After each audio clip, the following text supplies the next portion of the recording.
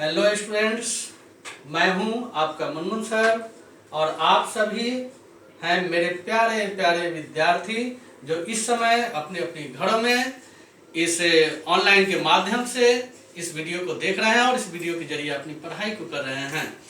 तो इससे पहले कि हम आज पढ़ाई की शुरुआत कर दें, मैं आपको बता दूं कि आप अपने पास सबसे पहले एक कॉपी और एक पेन लेकर के आप बैठ जाएं, क्योंकि बीच में कुछ आपको पॉइंट्स नोट करने होंगे और जैसा कि मैं पहले भी बताया हूं, इस वीडियो के अंत में आपको कुछ होमवर्क भी मिलने वाला है, वो भी आपको लिखना होगा। इसलिए जल्दी स्टार्ट कीजिए, हम बढ़ते हैं आगे।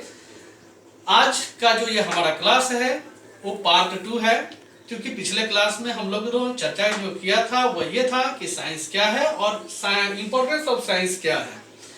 तो साइंस के बारे में तो हम लोग जान गए थे, लेकिन इम्पोर्टेंस ऑफ साइंस का केवल एक हिस्सा अभी आप सामने यहाँ देख रहे हैं, बोर्ड पर लिखा हुआ है जो कि इम्पोर्टेंस ऑफ साइंस में 7 पॉइंट है। इसमें से एक पॉइंट को हम लोग डील किए थे, ट्रांसपोर्टेशन को।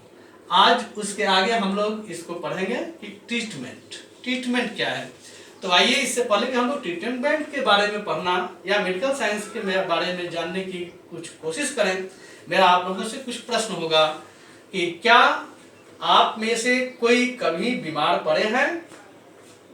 नहीं, मजा नहीं आया। देखिए, आप यूं देखिए, मत समझिए कि हम अपने घर में बैठे हुए हैं।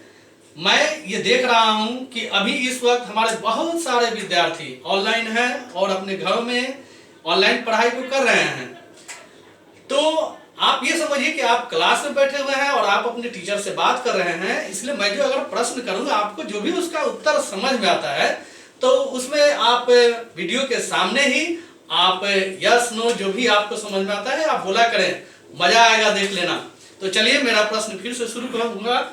मैं उसी प्रश्न पर फिर आता हूं कि क्या आप लोग कभी बीमार पड़े हैं? यस।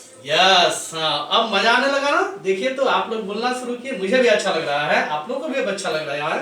देखिए, पढ़ाई का आनंद ऐसे आता है। ठीक है, तो जब आप लोग बीमार पड़ते हैं तो आप इलाज के लिए किसके पास जाते हैं? डॉक्टर के पास जाते हैं। बहुत अच्छा। और जब डॉक्टर के पास आप जाते हैं तो डॉक्टर साहब को क्या देता है? दवाइयाँ देता है। यानी कि जब दवाइयाँ देता है, आप दवाइयाँ खाते हैं और स्वस्थ हो जाते हैं, भला चंगा हो जाते हैं। कहने का मतलब ये कि आए दिन हम बीमार पड़ते रहते हैं और फिर से स्वस्थ होने के लिए हम डॉक्टर के पास जाते हैं और हमें दवाइयों की जरूरत होती है। तो ये जो डॉक्टर्स हैं या जो दवाइयाँ हैं, ये कौन बनाता है? या यहाँ तक पहुँचने के लिए, डॉक्टर्स बनने के लिए या दवाइयों का निर्माण करने के लिए हमें क्या पढ़ना चाहिए? हम कौन से सब्जेक्ट को पढ़ करके ये काम कर सकते हैं? मेरा ख्याल है कि मैथ पढ़ करके तो हम डॉक्टर बन ही सकते हैं। नहीं बन सकते? अच्छा, तो हिस्ट्री है, सिविक्स है, ये पढ़ करके आदमी डॉक्टर तो बन सकता है? नहीं बन सकता।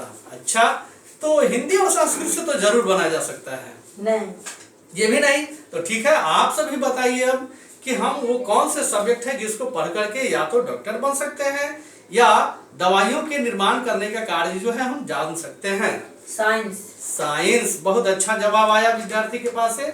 तो ये कहने का मतलब ये कि हम यही जानना चाहते थे कि आप लोग का जवाब क्या रहा है और आप लोगों ने यह क्लियर किया कि हम साइंस को ही पढ़ करके डॉक्टर बन सकते हैं और दवाइयों का निर्माण कर सकते हैं। यानी कि चिकित्सा विज्ञान का जो क्षेत्र है वह विज्ञान की देन है, एक तरह से यह स्पष्ट हुआ। और इसको हम इंग्लिश में अगर आपको लिखना हो तो आप कैसे लिखेंगे? तो आप ऐसे डील कर देंगे इस पॉइंट को कि in our daily life we fall in and we need some medicines to get a sound health. So medicines and doctors are the production of science, and science plays an important role in treatment or medical science, you can say there. ठीक, clear जी? ठीक है, अब आगे हम लोग बढ़ते हैं। हमारा अगला पॉइंट क्या है? एग्रीकल्चर, कृषि। यानी कि कृषि के क्षेत्र में साइंस का क्या योगदान है, हम लोग ये समझने जा रहे हैं। तो देखिए, वैसे तो हमें लगता नहीं, आप कहेंगे कि भाई कृषि के क्षेत्र में साइंस कहाँ से आया। कृषि में तो अनाज का उत्पादन होता है, हम लोग खाते पीते हैं, उसमें साइंस क्या कर रहा है। तो नहीं, आप जरा सा समझने की कोशिश करें, आपको समझ में आएगा ये बात कि कृषि के क्षेत्र में भी साइंस है। कैसे है?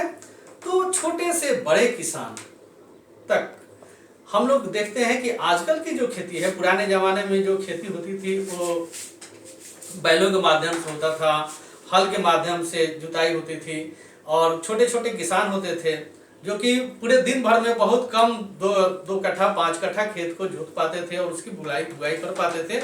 लेकिन अगर हम थोड़ा अपने यहाँ से निकल करके किसी दूसरे एरिया में जाएं अगर, और बड़े किसानों की बात करें जिनके पास इतनी अधिक खेती होती है कि शायद अगर उनका पूरा परिवार और घर उनके संबंधी के कुछ लोग भी मिलकर अगर उस खेत की कटाई शुरू करें फसल की, तो शायद महीना लग सकता है।